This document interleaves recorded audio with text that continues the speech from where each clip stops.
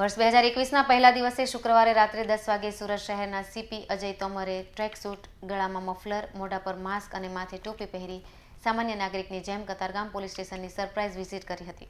Police commissioner છે એવું કોઈક પોલીસકર્મીએ કે ઓફિસરને ખબર ન પડે તે માટે સરકારી ગાડીમાંથી થોડે દૂર ઉતરી ચાલતા કતારગામ પોલીસ સ્ટેશને ગયા હતા.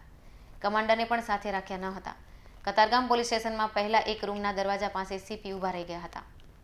એક પોલીસવાળો મહિલાના પિતા ગુમ થયાની મિસિંગની ફરિયાદ લેતો હતો. 5 મિનિટ ઊભા રહ્યા પછી તેઓ બીજા રૂમમાં ગયા હતા. જ્યાં દરવાજા પાસે ઊભા રહી ગયા હતા ત્યાં એક મહિલાનો પતિ બીજી છોકરી સાથે ભાગી ગયાની ફરિયાદ કરવા મહિલા પોલીસ સ્ટેશને આવી હતી. પોલીસકર્મી મહિલાની ફરિયાદ સાંભળવા તૈયાર ન હતો અને તેને એવું કહ્યું હતું કે નજીકની પોલીસ ચોકીમાં જાઓ.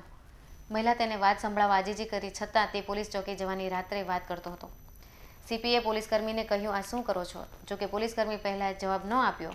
પોલીસકર્મીએ મહિલાને પૂછ્યું કે આ ભાઈ તમારી સાથે આવ્યા છે? તો મહિલાએ ના પાડી. પછી પોલીસકર્મીએ પોલીસ કમિશનરને પૂછ્યું કે તમે કોણ છો? ત્યારે તેમણે કહ્યું કે હું પોલીસ કમિશનર છું, છતાં પહેલીવાર ગંભીરતાથી ન લીધું. પછી પાછું પૂછું છું કે તમે કોણ છો? ત્યારે સીપીએ કહ્યું કે હું અજય તોમર છું, પોલીસ કમિશનર. એટલે તરત પોલીસકર્મીએ ખુરશી પર ઉઠી સેલ્યુટ મારી હતી. પછી સીપીએ પોલીસકર્મીને મહિલાની વિગતો લઈ કાર્યવાહી કરવા સૂચનો કર્યા હતા. આ ઘટના પછી કતારગામ પીઆઈ પણ દોડી આવ્યા હતા. સીપીએ પોલીસ સ્ટેશનની વિઝિટ કરી જરૂરી સૂચનો સ્ટાફને કર્યા હતા. Bureau report, GSM news, Surat.